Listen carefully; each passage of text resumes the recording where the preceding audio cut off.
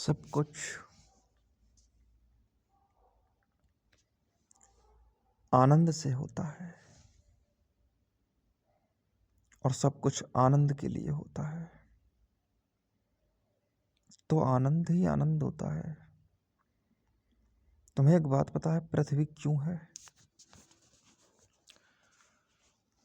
तुम्हें एक बात पता है, सूर्य क्यों है?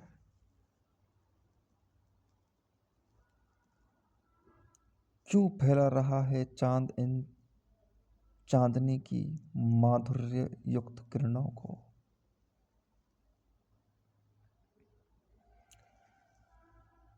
क्यों रवि ने रश्मियों के डेरे डाल दिए? क्यों पदार्थ में ऊर्जा छिपी हुई है? क्यों पेड़ फल दे रहा है? जन्म क्यों हो रहा है? मृत्यु क्यों हो रही है? कोई क्यों रो रहा है? कोई क्यों हंस रहा है? कोई क्यों पा रहा है और कोई क्यों खो रहा है?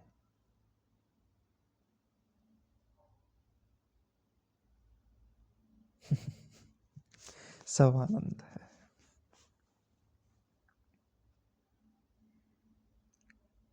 आनंद के बहाने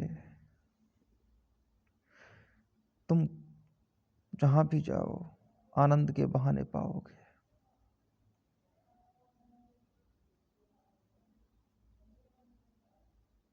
सब कुछ नाटक हो रहा है। कितनी भी गहरी चोट लगी हो तुम्हें, मुझे हंसी ही आएगी। कितना भी बड़ा दुख हो तुम्हारा, मुझे हंसी ही आएगी। मैं अगर अपनी आंख से देखूंगा तो मुझे हंसी ही आएगी।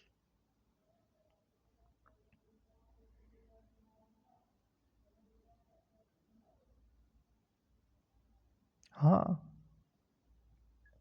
तुम चाहते हो मैं उस आंख से ना देखूं। तुम्हें अति गहन दुख हुआ है तो मैं उस दुख को तुम्हारे साथ व्यक्त करूं। मैं सहानुभूति प्रकट करूं। तुम्हारे साथ साथ मैं भी दुखी हो जाऊं। सह अनुभूति, साथ साथ अनुभूत करूं। तुम कहोगे कि इसको दुख दुख नहीं हो रहा है। देखो, पागलपन की निशानी बोलोगे तुम, परंतु पागल तो तुम हुए हो। क्योंकि ऐसा समझो, नदी बह रही है,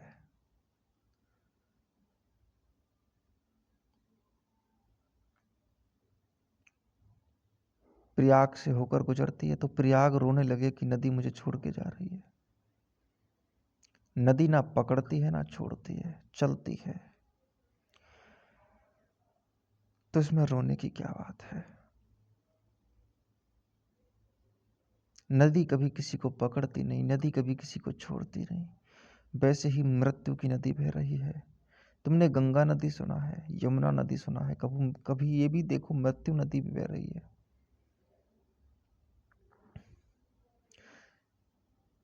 जन्म नदी बह रही है। श्वासों की नदी को देखो, लगातार आ रही है, लगातार जा रही है। तुम्हें इसमें कहीं दुखी होने का कुछ दिख रहा है? अगर तुम जाते हुए व्यक्ति के लिए रोते हो तो तुम जाती हुई सांस के लिए भी तो रो। मैं तुम्हें मान जाऊंगा।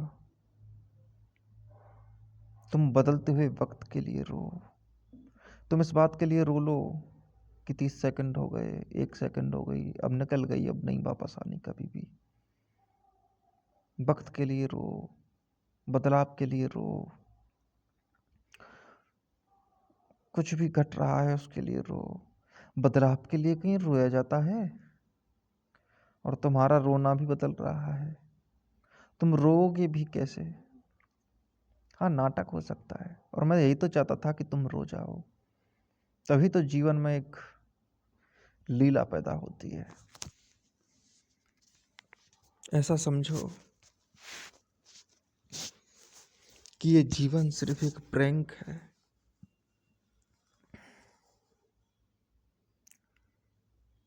तुम्हें पता है ना, जब हम प्रैंक करते हैं तो कभी कभी ऐसे पेश आते हैं कि दूसरे दुखी हो जाएं। और हम प्रैंक इसलिए किए थे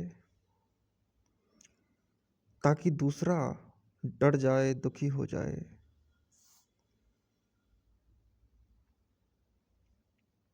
एक बार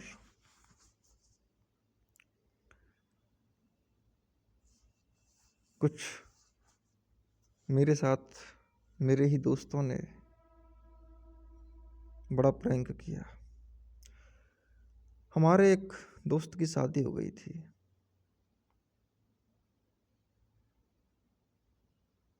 तो हम 5-6 लोग थे। हमने एक लड़की को बुलाया और उसी के घर भेज दिया। उसी की पत्नी के सामने वो कहने लगी कि मैं तुमसे प्रेम करती हूँ। मैंने तुम्हें कल फोन किया था, तुम आए क्यों नहीं?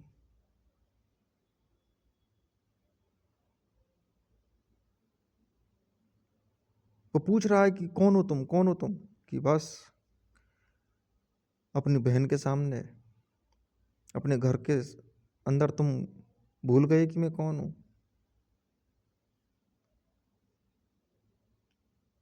मैं तुम्हें फोन कर करके हार गई और तुम कह रहे हो कि मैं कौन हूँ। उनमें झगड़ा शुरू हो गया, बात तलाक तक पहुंच गई। फिर हम पहुंचे, फिर हमने पूरी कहानी सुनाई तो उनको भी हंसी आई, हमें भी हंसी आई, थोड़े गुस्सा भी हुए। हम यही तो चाहते थे कि थोड़े गुस्सा हों, थोड़े गंभीर हों, थोड़े लड़ें, फिर हंसें। ऐसा है जीवन। कौन सा किरदार, कौन सा पति, कौन सी पत्नी पकड़ रखे हैं बस एक दूसरे को। यूं ही हर बात पे हंसने का बहाना आए, फिर वो मासूम सा बचपन का जमाना आए। काश लौटें मेरे पापा, काश लौटें मेरे पापा भी खिलौने लेकर, काश फिर से मेरे हाथों में खजाना आए। काश दुनिया की फितरत, काश दुनिया की भी फितरत हो मेरी माँ जैसी, जब मैं बिन बात के रूठूं तो मनाना आए। हमको कुदरत ही सिखा देती है कितनी बातें, काश उस्तादों को कुदरत सा पढ़ना पढ़ाना आए। आज बचपन कहीं बस्तों में ही उलझा है साहब, फिर वो तितली को पकड़ना, वो उड़ाना आए।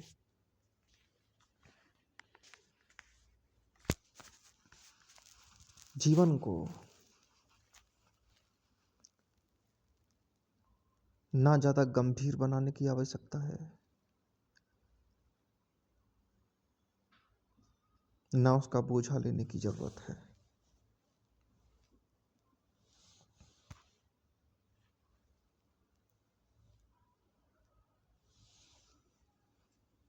यहाँ सब शहंशाही पैदा होते हैं।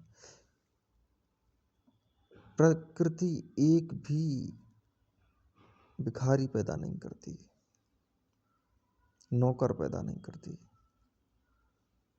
मांगने वाला पैदा नहीं करती। प्रकृति तुम्हें सजाकर पैदा करती है, लबालब पैदा करती है, भरपूर पैदा करती है। तुम्हें इस लायक बना देती है कि तुम्हें मांगने की आवश्यकता ही ना हो। इसलिए मैं तो हर बार कहता हूँ कि यह पूरा अस्तित्व सिर्फ प्रसाद है। तुम्हें मिला है, तुम कुछ पा नहीं सकते। याद रखना, जो पाया जाना था वो पाया जा चुका, अब कुछ नहीं पाया जा सकता। इससे आगे कुछ पाया ही नहीं जाता। पा लिया, पाए ही हुए थे तुम पहले से ही, क्या पाओगे? अरे जो भी पाने जाओगे सिर्फ खोने जाओगे।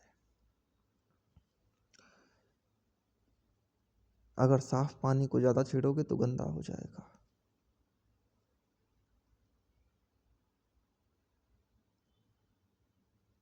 तुम जब सब पालोगे, पाकर देख लेना संसार में, जब तुम सब पालोगे उसके बाद में भी तुम्हें वैसा ही बनना पड़ेगा जैसे तुम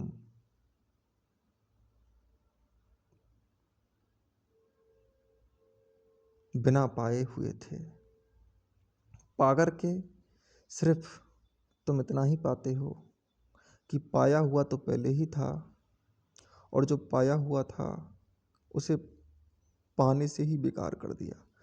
पाना ही व्यर्थ है, खोया कब था। ये अस्तित्व परम रस है, परम सौंदर्य है, आनंद तो है ही। रोने में भी हंसने में भी, कोई रोता है तो भी मुझे हंसी आती है, कोई हंसता है तो भी मुझे हंसी आती है, मेरा आनंद बढ़ता है। कोई बंधन में फंस जाता है, मुझे बड़ी हंसी आती है, क्योंकि पानी में मीन प्यासी मोए सुन सुनावे हंसी। कबीर कहते हैं कि पानी में मीन प्यासी, मछली पानी में भी प्यासी और चारों तरफ पानी ही पानी, और पानी ही मांग रही है, और पानी से ही बनी है। पानी के अलावा कुछ भी नहीं है मछली। पानी से जरा हटा दो,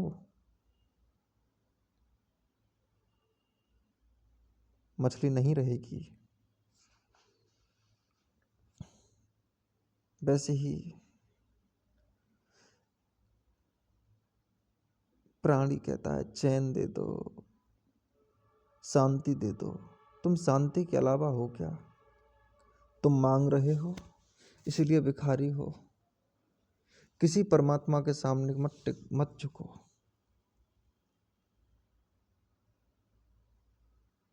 परमात्मा तुम हो।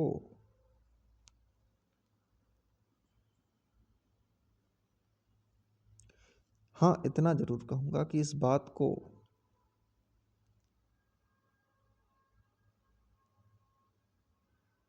तुम्हें साफ साफ देखने के लिए अपने बंधनों को काटना पड़ेगा, परंतु इतना कठिन नहीं है जितना बना देते हो तुम। तुम बड़ी कठिनाई से तपस्या करते हो। तपस्या ऐसी नहीं करनी पड़ती, वो गलत तरीका है। सारी तपस्याओं की पकड़ गलत है।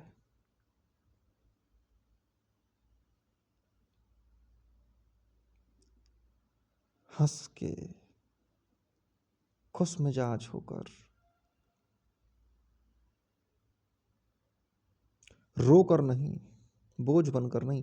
बोझ से बोझ पैदा होता है। तुम जिसका नरिशमेंट करोगे, जिसका पोषण करोगे, वही बढ़ेगा।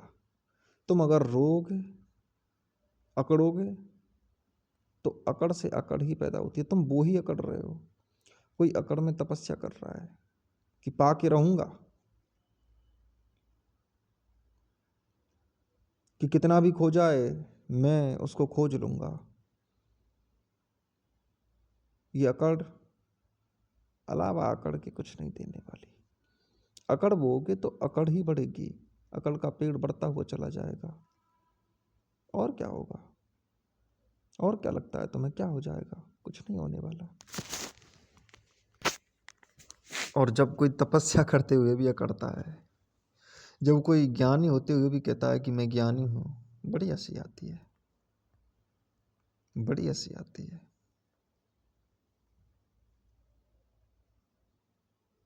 तुम्हारा स्वभाव ही आनंद है,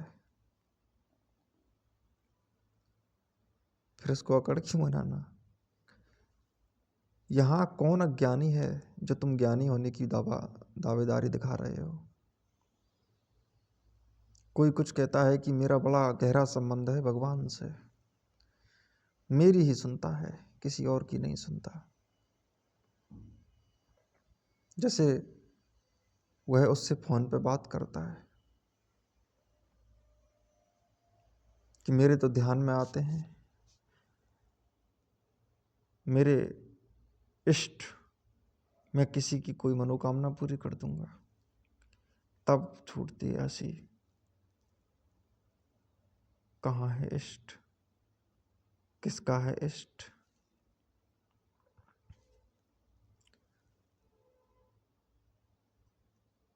अपना कोई इष्ट होता है? इष्ट एक तरीका हुआ करता था कि जो बंधन में है वो किसी इष्ट को मना लेंगे तो अपने अंदर चले जाएंगे। अपने अंदर चले जाओ किसी तरह से, तो तुम इष्ट की जरूरत नहीं। कोई ये विधियां बनाई गई हैं ताकि तुम्हें किसी भी प्रकार से तुम्हारे भीतर उतारा जा सके, परंतु तुम उसको ही पकड़ कर बैठ गए। तुम्हें इसलिए तो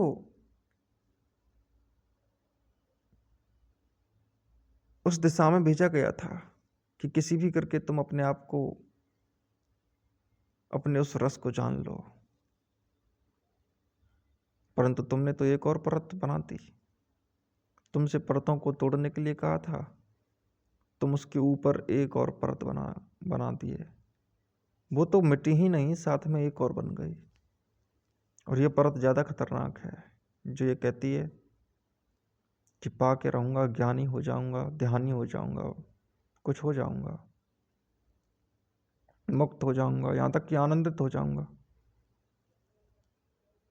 हो जाऊँगा क्या होता है? हो अभी क्या हो फिर? याद रखना, कुछ नहीं पाया जा सकता उसके अलावा जो पाए ही हुए हो। कुछ पाया ही नहीं जा सकता, कुछ अर्जन नहीं है। तुम विसर्जन कर सकते हो, अर्जन तो कुछ कर ही नहीं सकते। क्या पाओगे? इतना समझ लो कि तुमने कुछ इकट्ठा अगर कर भी लिया है तो सिर्फ उसका विसर्जन कर सकते हो। तुम तो और अर्जन करना चाहते हो। अरे विसर्जन करने जाओ, अर्जन करने मत जाओ।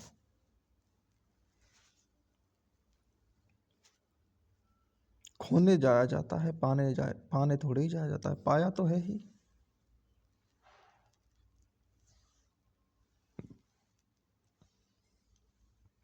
कोई अगर ये सोचता है कि ज्ञानी ने तो पा लिया जो पाना था, बहुत लोग कहते हैं ना, मैंने तो पा लिया जो पाना था। पा लिया, फिर खोया किसने है यहाँ पर?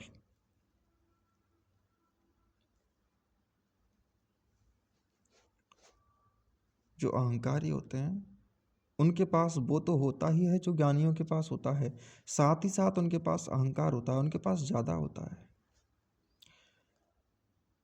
लेकिन जो ज़्यादा है वह कष्ट देता है। उनके पास परम रस का स्रोत तो है ही, साथ ही साथ उनके पास अहंकार भी है। तो उन्हें तो विसर्जन करना है, अर्जन थोड़े ही करना है। जो भी कमाते हो वो अहंकार बनता है।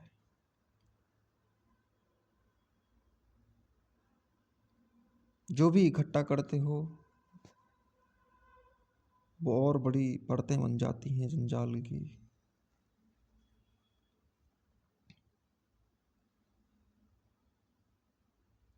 मैं उसकी बात ही नहीं कर रहा।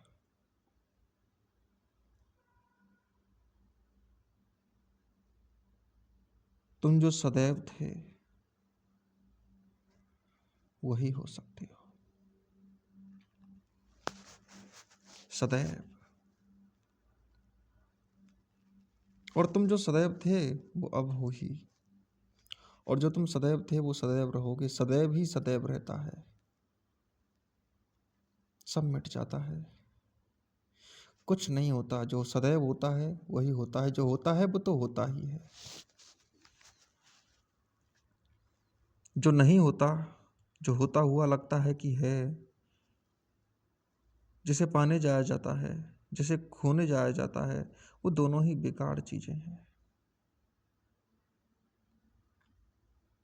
वो तो सदैव था जो तुम जिसके पीछे भाग रहे हो, नाच रहे हो, बस वो मेरी लीला है, ऐसा समझ लो। तुम्हारी लीला है।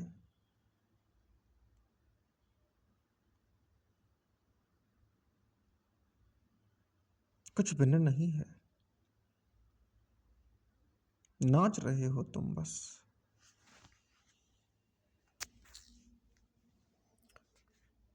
सब है फानी यहाँ, संसार में किसका क्या है।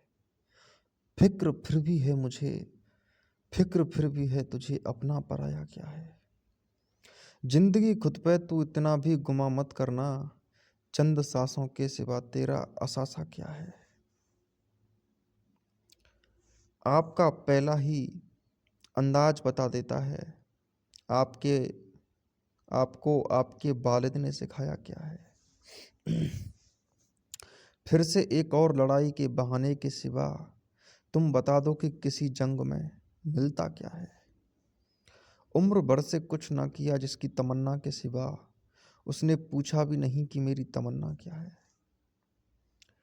इश्क एक ऐसा जुआ है जहां सब कुछ खोकर आप ये जान भी पाते नहीं कि खोया क्या है।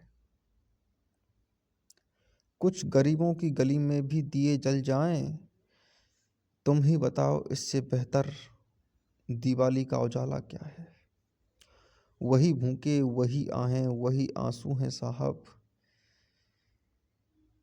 सहन का नाम बदल जाने से बदला क्या है।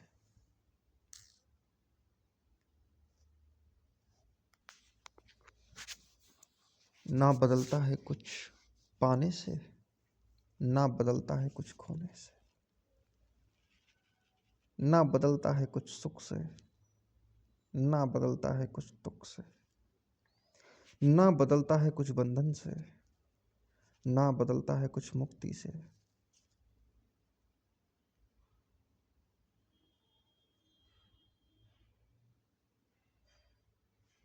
बस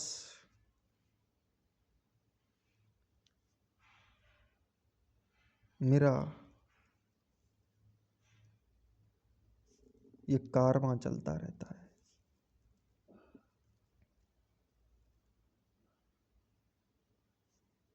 ये दिए जलते रहते हैं।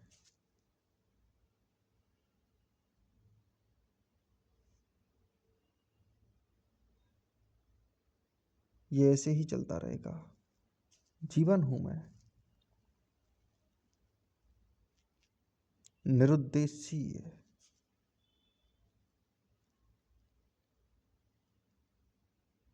जीवन का कोई उद्देश्य नहीं होता, जीवन का उद्देश्य जीवन ही होता है। बीच में जो भी आता है बहाना है, खेल के लिए है। जो खेल के लिए होता है वो खेल ही होता है। तुम बल्ले को क्या कहोगे, खेलने की चीज है, खेल ही है। बॉल भी खेल है। खेलने के लिए जो भी उपयोग किया जाता है वो खेल होता है। और जब तुम खेलते हो तब तुम भी खेल होते हो। खेल ही तो है, खेलो। ये महफिल यूं ही चलती रहेगी, कारवां ये गीत गाते रहेंगे। ये तो चलता रहेगा।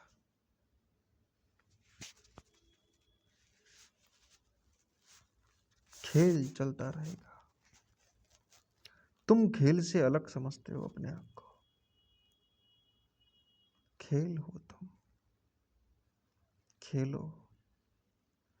और इस खेल को खेलते वक्त अपने आप को बल्ला मत समझ लेना, बॉल मत समझ लेना, खेलने के यंत्र मत समझ लेना, और खिलाड़ी भी मत समझ लेना, खेल ही समझना।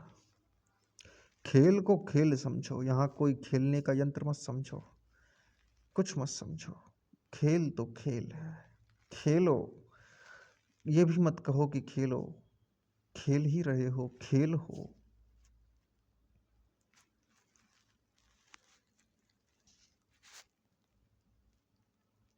खेल का कोई उद्देश्य नहीं होता, और जैसे ही खेल में उद्देश्य आ जाए जुआ बन जाता है।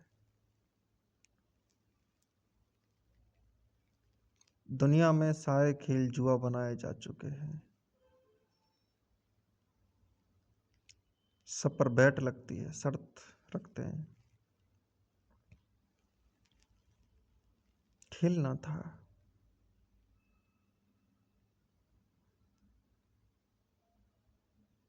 पर तुमने जुआ बना दिया।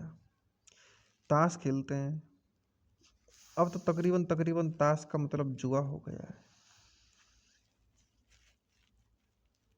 ताश वैसे भी खेले जा सकते हैं, और अगर ताश का खेल जुआ बन गया है तो एक बात याद रखो, सारे खेल ही जुआ बन गए हैं। जब तुम निरुद्देश्य होकर नहीं खेलते कुछ भी, वह जुआ होता है।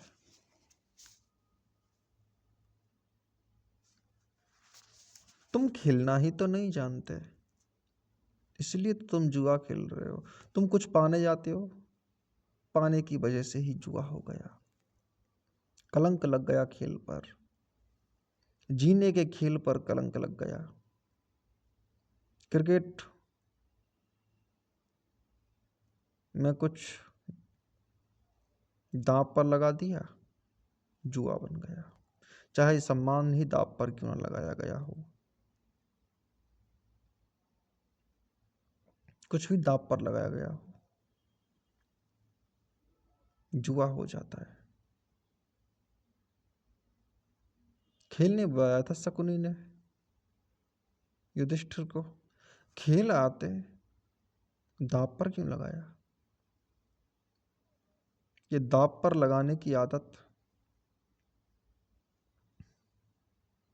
मोल करने की आदत आदमी की गलत है। मोल नहीं करना चाहिए, मोल करते ही खेल नहीं रहता। इसलिए मुझे हंसी आती है, मुझे हंसी आती है उस सभा पर जो कौरवों और पांडवों की सभा हुई हस्तिनापुर में। बड़ी हंसी आती है। पहले तो गए, देखो जुआ का खेल, धृतराष्ट्र ने आज्ञा दे दी तो युधिष्ठिर चले गए, जाना था।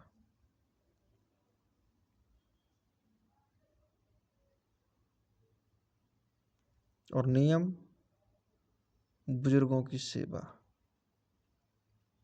परंतु बुजुर्ग कहाँ हैं? तुम खाल से, उम्र से, ढलती हुई खालें, ढलती हुई उम्र, इसको तुम बुजुर्ग कहते हो? बुजुर्गों की निश्चित ही आज्ञा का पालन करो, परंतु बुजुर्ग तो वो हैं जो जानते हो। जानने से संबंध है वृद्ध होने का, अनुभवी होने का। धृतराष्ट्र तुम्हें बुजुर्ग लगते हैं? सम्मान का सम्मान करो, मैं हमेशा यही कहता हूं, व्यक्ति का सम्मान मत करो। सम्मान ही सम्मानित होना चाहिए।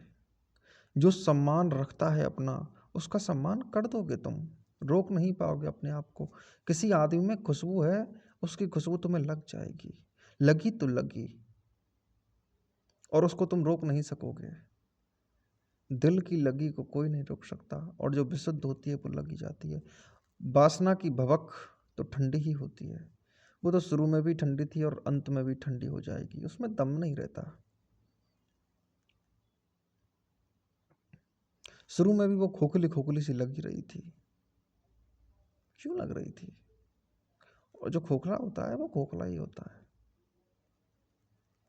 सबसे पहले तो धृतराष्ट्र ने बुलाया, उसके बोलने पे चले गए, यहां ही एक जुआ हो गया। जुआ था ये कि युधिष्ठिर धर्मराज हैं, वो अपने से बड़ों की आज्ञा नहीं टालते, पर बड़े कहाँ हैं?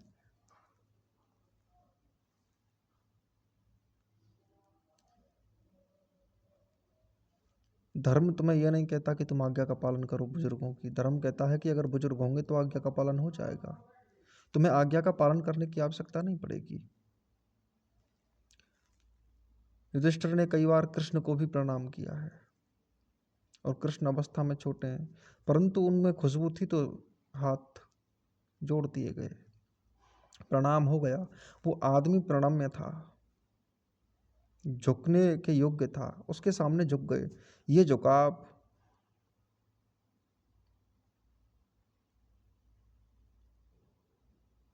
उचित है, परंतु तुम झुक गए जाकर के धृतराष्ट्र के सामने, ये अनुचित है। जीवन तुम्हें आज्ञा नहीं दे रहा था कि तुम उसके सामने झुको, परंतु तुम अपनी तरफ से कुछ करने लगे, यही जुआ है। तुमने खेल का रुख बदल दिया, यहां हो गई जुआ। जीवन में तुम जो भी गंदा कर देते हो वही जुआ हो जाता है। जीवन को बहने तो तुम बीच में क्यों आ रहे हो? तुम क्यों झुकने जा रहे हो? तुम्हें झुकने में इतना मजा क्यों है? तुम क्यों धर्मराज कहलाना चाहते हो? धृतराष्ट्र की आज्ञा का पालन नहीं होगा तो तुम धर्मराज नहीं होगे। ये कोई धर्म हुआ? ये तो बेड़ियां हुई, ये तो गुलामी हो गई। वहां जाकर के फिर अपने, पहली बात तो वो बुजुर्ग नहीं है जिनको तुम बुजुर्ग कह रहे हो।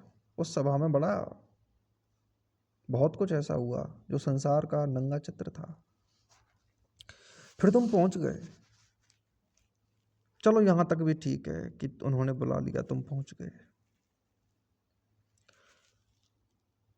फिर वहां पर बहुत सी बातें हुई होंगी, जुआ खेलने की बात उठी होगी, दाव लगाकर तुम उसके लिए तैयार हो गए।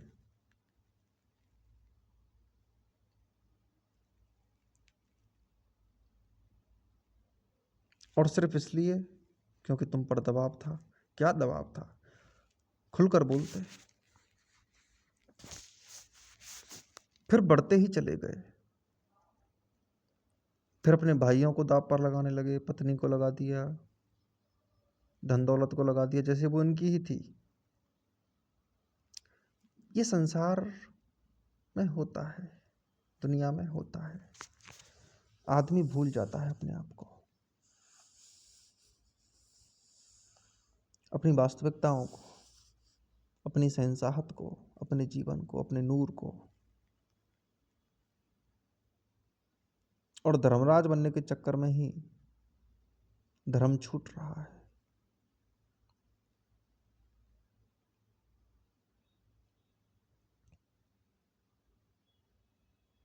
तुम्हारा खुद का अपना शरीर नहीं है, तुम अपने भाइयों के शरीर को दांव पर लगा रहे हो। तुम अपनी पत्नी के मन को, तन को दांव पर लगा रहे हो। ये जुआ हो गई, जुआ।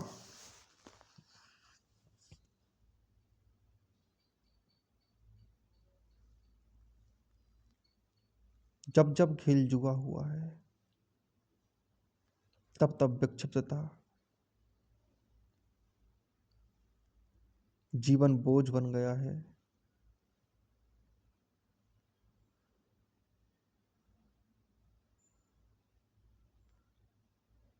अपनी ही महत्ता को खो दिया, और आदमी अपनी महत्ता खोकर जुआ खेलता है। और याद रखना, सब कोई जुआ खेल रहा है। ऐसा मत समझना मैं जुआ शब्द का उपयोग कर रहा हूँ तो जुआरी, जो जिनको तुम समाज में जुआरी कहते हो उनके लिए यूज कर रहा हूँ। मैं प्रत्येक व्यक्ति के लिए यूज कर रहा हूँ। हर कोई अपने जीवन के खिलाफ जा रहा है, अपने ही जीवन के खिलाफ जाकर के अपने साथ ही जुआ खेल रहा है, अपने ही जीवन के आनंद को दांव पर लगाकर, आनंद का सौदा करके। आदमी क्या क्या उछल कूद करता है, सब की सब बस अपने को खोने के लिए। पाए हुए हो तुम पहले से ही, इसलिए जो सब कुछ पा ही रखा है पहले से, फिर भी पाने जाते हो तो खोते हो, कुछ ना कुछ खोते हो। और तुम उलझते हो, फिर कहते हो मम्मी। हर इंसान यही कहता है, ये क्या हो गया? पाने वाला जो भी जाता है कुछ पाने, खो के लौटता है। यही नियम है। हर कोई खो के लौटा है। जीवन बड़ा हल्का है, मौका है।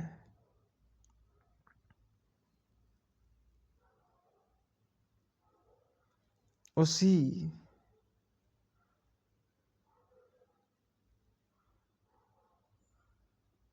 आनंद का होना ही तुम्हारा जीवन है। नहीं होता, जीवन भी नहीं होता। भ्रम हो सकता है जीवन का।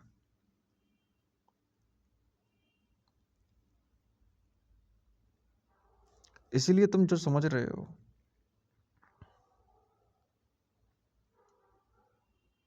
कि जो तुम्हारे चारों तरफ तुम उछल कूद कर रहे हो उससे कुछ हो जाएगा, कुछ नहीं होने वाला। सब बेकार है।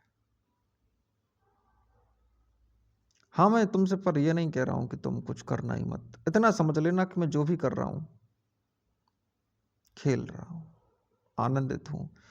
फिर जब तुम्हारे लिए जीवन एक खेल हो जाएगा, बिना किसी शर्त का, अपने आप जीवन आनंदित हो ही जाता है। होने दो। फिर तुम्हें चुभन नहीं होगी, हंसी आएगी हर बात पर। हर बात तुम्हारे लिए एक कॉमेडी जैसी हो जाएगी। लोगों को तुम देखोगे गौर से, बड़े गंभीर हैं, हंसी आएगी। लोगों को तुम देखोगे रोते हुए, हंसी आएगी। तुम लोगों को हंसते हुए देखोगे तो भी हंसी आएगी, क्योंकि झूठा हंस रहे हैं। वो भी कोई हंसने में हंसना हुआ, हा हा हा हा, वैसे ही चल रहा है। ये कोई हंसी हुई? कुछ मौलिक नहीं है उसमें। लोगों को तुम कपड़े पहनते देखोगे और अंदर से जो कपड़े बिल्कुल उतार चुके होंगे, अंदर से बिल्कुल नंगे लोग कपड़े पहनेंगे, जिनका जीवन बिल्कुल उधड़ चुका है। अपनी कमजोरियों को दबाने के लिए तुम लोगों को कपड़े पहनते हुए देखोगे नए नए। फिर तुम नए नए खेल करते देखोगे, क्योंकि उनके पास कुछ नहीं है। वो झूठे खेल खेलेंगे। फिर सच्चे खेल खेल नहीं सके तो झूठे खेल बना लेंगे। वो खेल बनाएंगे भी नहीं, वो खेल बन जाएगा। हद की बात है। इतना डरेंगे कि डर अपने आप खेलने लगेगा।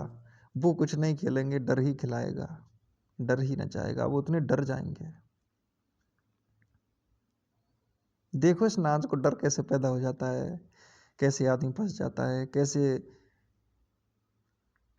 अपने ऊपर विभिन्न तरह के बंधनों का जोड़ लगाता चलता है, और बढ़ाता चलता है अनवरत रूप से। लोग कैसी कैसी बातें करते हैं, अंदर से नंगे और बाहर से दूसरे के लिए शहंशाह। अपने लिए भिखारी और दूसरे के लिए शहंशाह। शहंशाह दूसरों की नज़रों में सिद्ध करना है अपने आप को, और अपनी नज़रों में जब अकेले जाकर अपने ही दर्पण में अपने आप को देखते हैं, अपनी नज़र के दर्पण में, तो पाते हैं कि कोई बचा ले मुझे, मरा रे,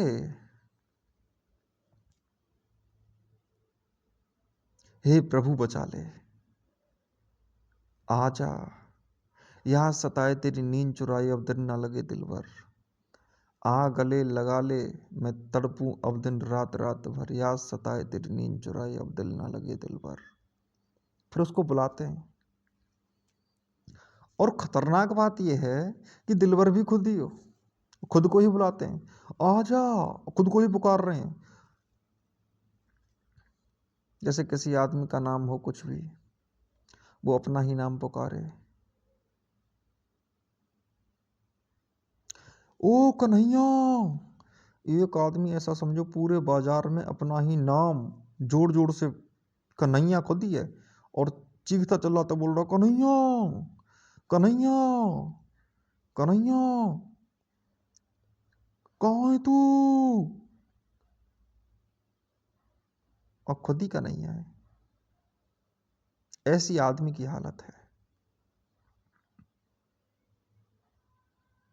इससे ज्यादा नहीं। क्या क्या है आदमी ने।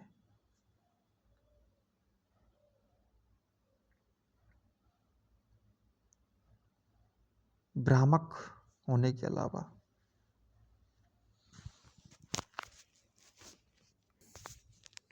स्वादिष्ट खाने रखे हुए हैं और उनके बीच में भूखा बैठा है। परम दौलत है और दौलत कमाने के लिए रोता है। ऐसी हालत है आदमी की।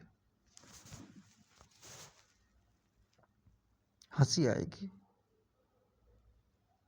हंसी आएगी हर जगह। भीड़ की भीड़ चीख रही होंगी, चिल्ला रही होंगी, युद्ध हो रहे होंगे दुनिया में। अभी ईरान इजराइल में युद्ध हुआ, बांग्लादेश में तख्ता पलट हुआ, शेख हसीना की गद्दी छिन गई।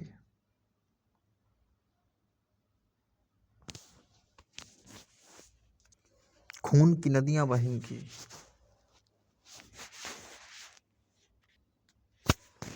हिरोशिमा और नागासाकी पर बम गिरेंगे। पता नहीं क्यों गिरा रहे हैं, पता नहीं क्या मिलेगा। रुदन मिलेगा दोनों को, जापान को भी, अमेरिका को भी। बेचैनी मिलेगी, गिराने वाले को और गिरने वाले को, दोनों को बेचैनी मिलती है। पीड़ा देने वाला पीड़ित ही तो होता है, परंतु हम समझते हैं कि जिसको पीड़ा दे रहा है वही पीड़ित कर रहा है, परंतु पीड़ित नहीं कर रहे हो तुम और पीड़ित हो रहे हो।